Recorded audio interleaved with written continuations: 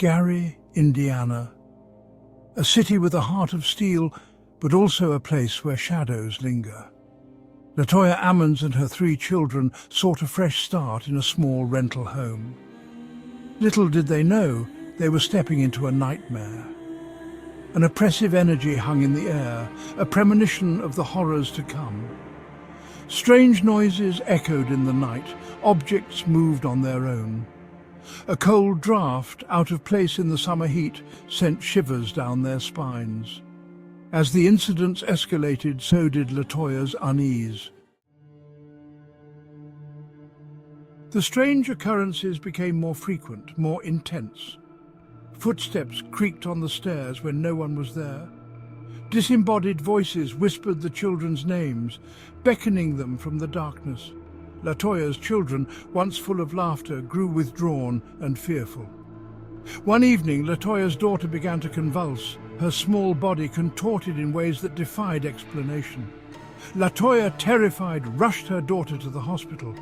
Doctors were baffled, with no medical reason for the girl's seizures. Desperate for answers, Latoya confided in a family friend. The friend suggested the unthinkable.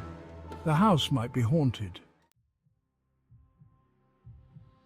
Latoya's son became the next target. He would stare blankly into space, his eyes losing their childish innocence. Witnesses watched in horror as the boy levitated, his small body rising up a wall.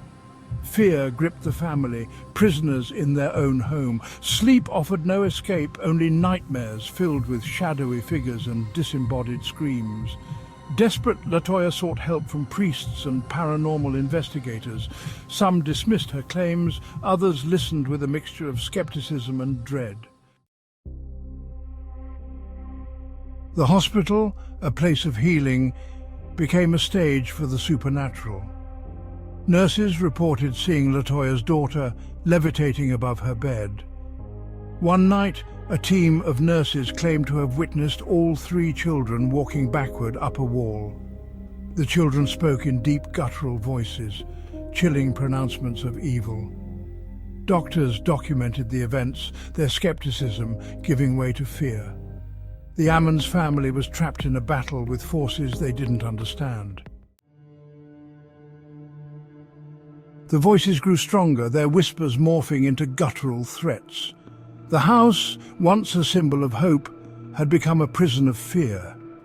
Latoya clung to her faith, her love for her children the only weapon she had against the darkness.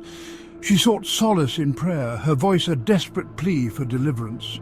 The children exhibited increasingly disturbing behavior, speaking of seeing demons. Finally, a ray of hope emerged.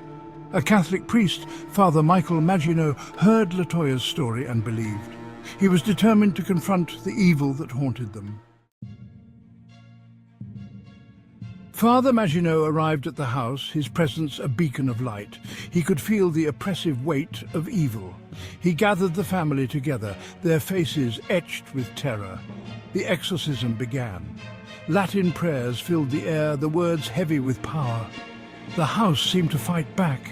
The lights flickering, objects flying across the room. The children screamed, their bodies contorting as the demonic forces within them were challenged. Finally, with a deafening roar, the evil presence was expelled. The Ammons family, battered but unbroken, had survived their ordeal.